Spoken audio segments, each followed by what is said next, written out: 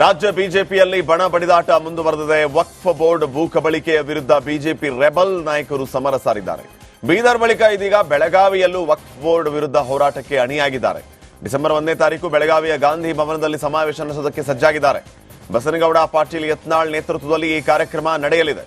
ಸಮಾವೇಶದಲ್ಲಿ ರೆಬಲ್ ನಾಯಕರು ಭಾಗಿಯಾಗಲಿದ್ದಾರೆ. ರಾಜ್ಯ ಬಿಜೆಪಿಯಲ್ಲಿ Yatnal team versus Vijayendra team ಕಾದಾಟ ಜೋರಾಗ್ತಾ ಇದೆ. ಯತ್ನಾಳ್ ಟೀಮ್ ವಿರುದ್ಧ ದೇಗುಲ ಯಾತ್ರೆ ಕೈಗೊಂಡಿರುವ ವಿಜಯೇಂದ್ರ ಟೀಮ್ ರಾತ್ರಿ ಮೈಸೂರಿಗೆ ಎಂಟ್ರಿ ಕೊಟ್ಟಿದೆ. ಮಾಜಿ ಸಚಿವರಾದ ರೇಣುಕಾಚಾರ್ಯ, ಕಟ್ಟಾ ಸುಬ್ರಹ್ಮಣ್ಯ ನಾಯ್ಡು ಸೇರಿದಂತೆ 30ಕ್ಕೂ ಹೆಚ್ಚು ಜನರ ತಂಡ ಸಾಂಸ್ಕೃತಿಕ ನಗರಿಗೆ ಎಂಟ್ರಿ ಕೊಟ್ಟಿದೆ. ಇವರಿಗೆ ಮೈಸೂರಿನ ಜನತೆ ಭರ್ಜರಿ ಸ್ವಾಗತವನ್ನು ನೀಡಿದ್ದಾರೆ. ಬೆಳಗ್ಗೆ ಚಾಮುಂಡಿ ಬೆಟ್ಟಕ್ಕೆ ವಿಜಯೇಂದ್ರ ಟೀಮ್ ಭೇಟಿ ನೀಡಲಿದ್ದು ಬಳಿಕ ಸುದ್ದಿಗೋಷ್ಠಿ ನಡೆಸಲಿದ್ದಾರೆ. ಸಚಿವ ಸಂಪುಟ ಪುನರ್ರಚನೆಯ ಬಗ್ಗೆ ಮಡಿಕೇರಿಯಲ್ಲಿ ಸಚಿವ ಬೋಸರಾಜು ಪ್ರತಿಕ್ರಿಯೆ ನೀಡಿದ್ದಾರೆ. ಅದು ಈಗ ಕೇವಲ ವದಂತಿ ಅಂತ ಅವರು ಹೇಳಿದ್ದಾರೆ.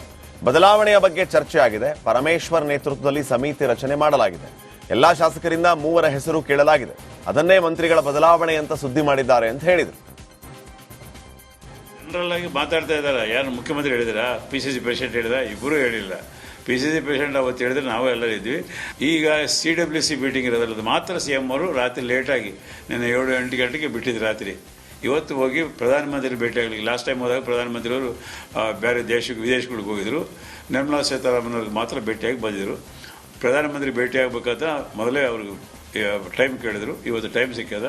ಮುಖ್ಯವಾಗಿ ರಾಜ್ಯದ ಪರಿಸ್ಥಿತಿ, ರಾಜ್ಯಕ್ಕೆ ಆಗ್ತಾ ಇರ್ತಕ್ಕಂಥ ಕೇಂದ್ರ ಸರ್ಕಾರದ ಆಗುವಂಥ ಅನ್ಯಾಯದ ಬಗ್ಗೆ ಅದನ್ನು ಸರಿಪಡಿಸಲು ಅಂತ ಹೇಳಿ ರಿಕ್ವೆಸ್ಟ್ ಮಾಡಲಿಕ್ಕೆ ಪ್ರಧಾನಮಂತ್ರಿ ಇವತ್ತು ಭೇಟಿಯಾಗ್ಯಾರ. ನೋಡ, ಬಳ್ಳಾರಿ ವಿಶ್ವವಿದ್ಯಾಲಯ ಎಡವಟ್ಟುಗಳ ಮೇಲೆ ಎಡವಟ್ಟು ಮಾಡ್ತಿದೆ. NEP ಮೊದಲ ಬ್ಯಾಚ್ನ ಪದವಿ ವಿದ್ಯಾರ್ಥಿಗಳ ಭವಿಷ್ಯ ಅಡಕತ್ತರಿಗೆ ಬಿದ್ದಿದೆ. ವಿಜಯನಗರ ಶ್ರೀ ಕೃಷ್ಣದೇವರಾಯ ವಿಶ್ವವಿದ್ಯಾಲಯದ ಎಡವಟ್ಟಿಗೆ ವಿದ್ಯಾರ್ಥಿಗಳ ಭವಿಷ್ಯ ಅತಂತ್ರವಾಗಿದೆ. ಪ್ರಾಜೆಕ್ಟ್ ವರ್ಕ್ ಮಾಡಿದ್ರು ಫಲಿತಾಂಶ ಪ್ರಕಟವಾಗದೆ ಸಮಸ್ಯೆ ಆಗಿದೆ. ಪಾಸ್ ಆಗಿರೋ ವಿದ್ಯಾರ್ಥಿಗಳು ಕೂಡ ಫೇಲ್ ಅಂತ ಫಲಿತಾಂಶ ಪ್ರಕಟವಾಗಿದೆ. ಇದನ್ನ ಪ್ರಾಂಶುಪಾಲರ ಬಳಿ ಹೋಗಿ ಕೇಳಿದ್ರೆ ನಿರ್ಲಕ್ಷ್ಯದ ಉತ್ತರವನ್ನ ಕೊಡ್ತಾ ಇದ್ದಾರಂತೆ. ಎಡವಟ್ಟಿನಿಂದ PG B.Edಗೆ ಹೋಗೋದಕ್ಕೆ ಪ್ರವೇಶಕ್ಕೆ ಅಡ್ಡಿಯಾಗ್ತಾ ಇದೆ ಅಂತ ಹೇಳಿ ವಿದ್ಯಾರ್ಥಿಗಳು ಕಿಡಿಕಾರ್ತಾ ಇದ್ದಾರೆ.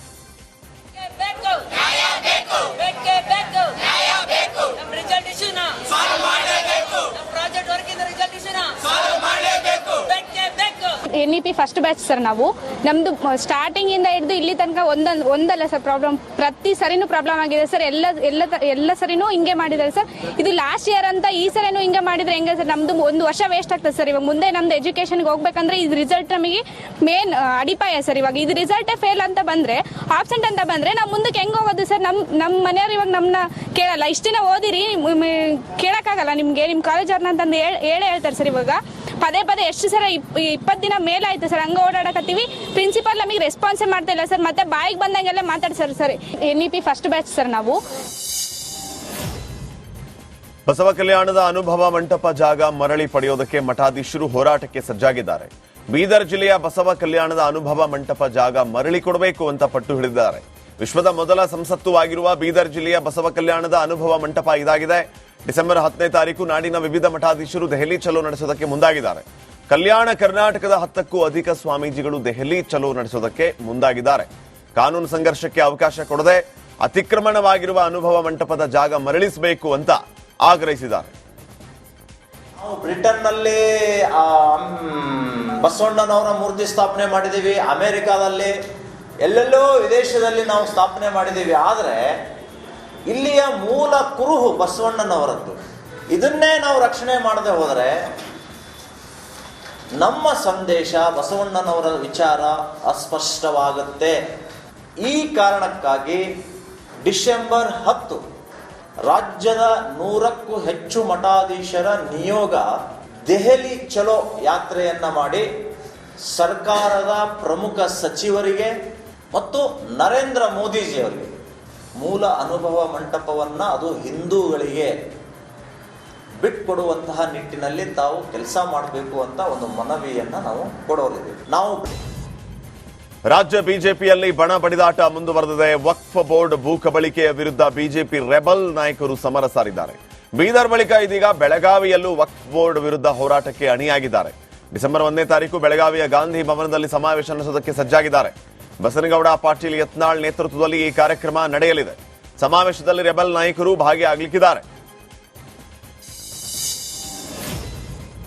ರಾಜ್ಯ ಬಿಜೆಪಿಯಲ್ಲಿ Yatnal team versus Vijayendra team ಕಾದಾಟ ಜೋರಾಗ್ತಾ ಇದೆ. ಯತ್ನಾಳ್ ಟೀಮ್ ವಿರುದ್ಧ ದೇಗುಲ ಯಾತ್ರೆ ಕೈಗೊಂಡಿರುವ ವಿಜಯೇಂದ್ರ ಟೀಮ್ ರಾತ್ರಿ ಮೈಸೂರಿಗೆ ಎಂಟ್ರಿ ಕೊಟ್ಟಿದೆ. ಮಾಜಿ ಸಚಿವರಾದ ರೇಣುಕಾಚಾರ್ಯ, ಕಟ್ಟಾ ಸುಬ್ರಹ್ಮಣ್ಯ ನಾಯ್ಡು ಸೇರಿದಂತೆ 30ಕ್ಕೂ ಹೆಚ್ಚು ಜನರ ತಂಡ ಸಾಂಸ್ಕೃತಿಕ ನಗರಿಗೆ ಎಂಟ್ರಿ ಕೊಟ್ಟಿದೆ. ಇವರಿಗೆ ಮೈಸೂರಿನ ಜನತೆ ಭರ್ಜರಿ ಸ್ವಾಗತವನ್ನ ನೀಡಿದ್ದಾರೆ. ಬೆಳಗ್ಗೆ ಚಾಮುಂಡಿ ಬೆಟ್ಟಕ್ಕೆ ವಿಜಯೇಂದ್ರ ಟೀಮ್ ಭೇಟಿ ನೀಡಲಿದ್ದು ಬಳಿಕ ಸುದ್ದಿಗೋಷ್ಠಿ ನಡೆಸಲಿದ್ದಾರೆ.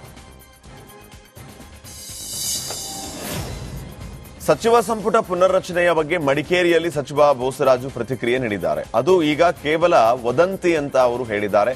ಬದಲಾವಣೆಯ ಬಗ್ಗೆ ಚರ್ಚೆ ಆಗಿದೆ. ಪರಮೇಶ್ವರ್ ನೇತೃತ್ವದಲ್ಲಿ ಸಮಿತಿ ರಚನೆ ಮಾಡಲಾಗಿದೆ. ಎಲ್ಲಾ ಶಾಸಕರಿಂದ 3 ಹೆಸರು ಕೇಳಲಾಗಿದೆ. ಅದನ್ನೇ ಮಂತ್ರಿಗಳ ಬದಲಾವಣೆ ಅಂತ ಸುದ್ದಿ ಮಾಡಿದ್ದಾರೆ ಅಂತ ಹೇಳಿದರು. ಜನರಲ್ ಆಗಿ ಮಾತಾಡ್ತಾ ಇದ್ದಾರೆ. ಯಾರು ಮುಖ್ಯಮಂತ್ರಿ ಹೇಳಿದಾರ, PCC ಪ್ರೆಸಿಡೆಂಟ್ ಹೇಳಿದ, ಇಬ್ಬರು ಹೇಳಿಲ್ಲ. PCC ಪ್ರೆಸಿಡೆಂಟ್ ಅವತ್ತು ಹೇಳಿದ್ರೆ ನಾವು ಎಲ್ಲ ಇದ್ವಿ. ಈಗ CWC ಮೀಟಿಂಗ್ ಇರೋದ್ರಲ್ಲಿ ಮಾತ್ರ CM ಅವರು ರಾತ್ರಿ ಲೇಟಾಗಿ ನಿನ್ನೆ 7-8 ಗಂಟೆಗೆ ಬಿಟ್ಟಿದ್ದು ರಾತ್ರಿ. ಇವತ್ತು ಹೋಗಿ ಪ್ರಧಾನಮಂತ್ರಿ ಭೇಟಿಯಾಗಲಿಕ್ಕೆ ಲಾಸ್ಟ್ ಟೈಮ್ ಹೋದಾಗ ಪ್ರಧಾನಮಂತ್ರಿಯವರು ಬೇರೆ ವಿದೇಶಗಳಿಗೆ ಹೋಗಿದ್ರು. ನಿರ್ಮಲಾ ಸೀತಾರಾಮನ್ ಅವ್ರಿಗೆ ಮಾತ್ರ ಭೇಟಿಯಾಗಿ ಬಂದಿದ್ರು. ಪ್ರಧಾನಮಂತ್ರಿ ಭೇಟಿಯಾಗಬೇಕಾದ್ರೆ ಮೊದಲೇ ಅವ್ರಿಗೆ ಟೈಮ್ ಕೇಳಿದ್ರು. ಇವತ್ತು ಟೈಮ್ ಸಿಕ್ಕದ. ಮುಖ್ಯವಾಗಿ ರಾಜ್ಯದ ಪರಿಸ್ಥಿತಿ, ರಾಜ್ಯಕ್ಕೆ ಆಗ್ತಾ ಇರ್ತಕ್ಕಂಥ ಕೇಂದ್ರ ಸರ್ಕಾರದ ಆಗುವಂಥ ಅನ್ಯಾಯದ ಬಗ್ಗೆ ಅದನ್ನು ಸರಿಪಡಿಸಲು ಅಂತೇಳಿ ರಿಕ್ವೆಸ್ಟ್ ಮಾಡಲಿಕ್ಕೆ ಪ್ರಧಾನಮಂತ್ರಿ ಇವತ್ತು ಭೇಟಿಯಾಗಿದ್ದಾರೆ. ನೋಡ, ಬಳ್ಳಾರಿ ವಿಶ್ವವಿದ್ಯಾಲಯ ಎಡವಟ್ಟುಗಳ ಮೇಲೆ ಎಡವಟ್ಟು ಮಾಡ್ತಿದೆ. NEP ಮೊದಲ ಬ್ಯಾಚ್ನ ಪದವಿ ವಿದ್ಯಾರ್ಥಿಗಳ ಭವಿಷ್ಯ ಅಡಕತ್ತರಿಗೆ ಬಿದ್ದಿದೆ. ವಿಜಯನಗರ ಶ್ರೀ ಕೃಷ್ಣದೇವರಾಯ ವಿಶ್ವವಿದ್ಯಾಲಯದ ಎಡವಟ್ಟಿಗೆ ವಿದ್ಯಾರ್ಥಿಗಳ ಭವಿಷ್ಯ ಅತಂತ್ರವಾಗಿದೆ. ಪ್ರಾಜೆಕ್ಟ್ ವರ್ಕ್ ಮಾಡಿದ್ರು ಫಲಿತಾಂಶ ಪ್ರಕಟವಾಗದೆ ಸಮಸ್ಯೆ ಆಗಿದೆ. ಪಾಸ್ ಆಗಿರೋ ವಿದ್ಯಾರ್ಥಿಗಳು ಕೂಡ ಫೇಲ್ ಅಂತ ಫಲಿತಾಂಶ ಪ್ರಕಟವಾಗಿದೆ. ಇದನ್ನ ಪ್ರಾಂಶುಪಾಲರ ಬಳಿ ಹೋಗಿ ಕೇಳಿದ್ರೆ ನಿರ್ಲಕ್ಷ್ಯದ ಉತ್ತರವನ್ನ ಕೊಡ್ತಾ ಇದ್ದಾರಂತೆ. ಎಡವಟ್ಟಿನಿಂದ PG B.Edಗೆ ಹೋಗೋದಕ್ಕೆ ಪ್ರವೇಶಕ್ಕೆ ಅಡ್ಡಿಯಾಗ್ತಾ ಇದೆ ಅಂತ ಹೇಳಿ ವಿದ್ಯಾರ್ಥಿಗಳು ಕಿಡಿಕಾರ್ತಾ ಇದ್ದಾರೆ.